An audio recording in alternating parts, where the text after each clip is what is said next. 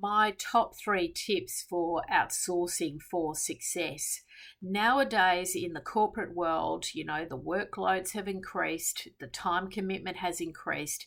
No longer would an executive be expected just to work the typical 9 to 5 in the vast majority of senior leadership positions. The reality is, people are working a lot longer than that. They might be working in a more flexible way, but they're actually putting in a lot of hours to achieve the results that are expected at this more senior level of the corporate world. And the reality is that if you're going to be successful in your work life, you're going to have to make sure that you have the balance right across your work life activity, and you're going to have to make sure that you're not spending time on things that don't add any real value, particularly in your personal life. So, number one rule of outsourcing for success is outsource absolutely everything that you possibly can where it has very minimal impact on the quality of your family life, your private life. So by that I mean, is it really going to add a lot of value if you stand there for an hour at the end of the day ironing a shirt, or doing housework, or necessarily cooking if that doesn't give you personal pleasure and satisfaction? I see a lot of executives who just want to cut the corners and don't want to spend what you need to spend to outsource effectively, and to take some of those tasks off your desk, take them off your remit, because the reality is you can't be working 60 plus hours in a workplace and then coming home and trying to do 60 plus hours in your personal household. I've come across a number of senior executives who are so reluctant to initially release activities in their private lives, but then once they start to do it, once they start to experience what it's like to get some time back into your diary, they absolutely start to accelerate and they'll outsource more and more. So first and foremost, try and outsource just absolutely everything.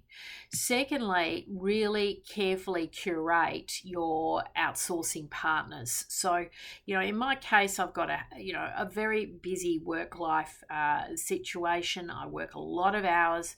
I care for an elderly parent.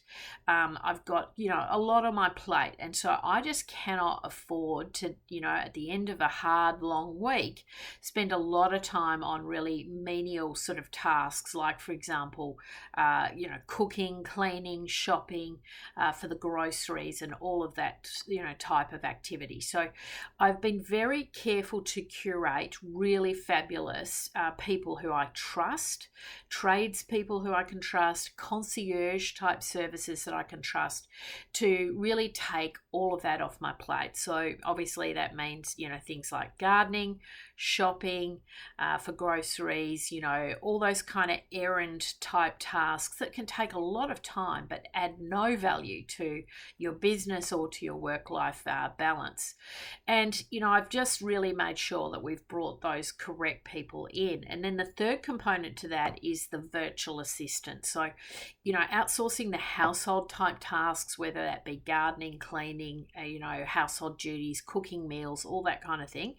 Once you get that right, that's absolutely perfect. But the VA, the virtual assistant that's going to really break the back on some of the menial tasks that you might be doing in your corporate life. So that might be, diary management, email management, things like data entry, putting things into databases. Now, look, if I spent my time doing that, I would not be able to deliver the financial results that I do in my business. So, they're the three key things you really have to concentrate on, and you have to look at it, and you have to look at it with a pair of fresh set of eyes. Have a look at where you're spending your time, and maybe for a couple of weeks just monitor where you're spending your time in the afternoons and evenings when you get home from work. What are you trying to do in terms of activities, and then think about which parts of that could be outsourced. And I appreciate all of this costs a little bit of money, but the time you get back enables you to be more productive.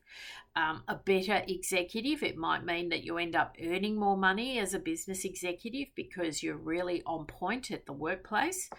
And it also might free up some time for a side business hustle. So all sorts of things start to open up once you start to take the less important things off your plate.